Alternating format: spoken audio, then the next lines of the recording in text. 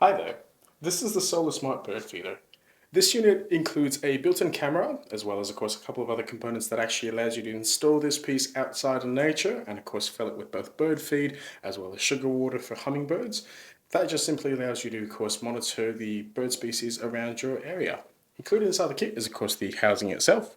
Towards the right hand side here we have a little hook here where you can actually mount the strap around a tree or posts within your area, as well as a little perch in which the birds can actually use to sit on, and some flowers with built-in holes of course to mimic flowers in that area too.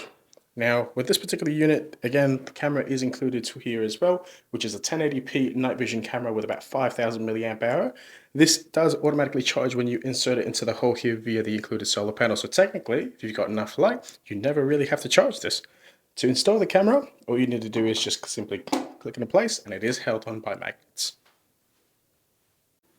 We're just going to quickly take you guys through a little bit of the setup since we do have everything installed now. Now again, towards the top here we do have the included solar panel, and this is what charges the camera when it is just outside. Alongside that, it does also come with quite a nice table here that does shut off rain, that makes it a little bit waterproof. And again, just towards this right hand side here, you'll notice we have installed the flowers on both sides.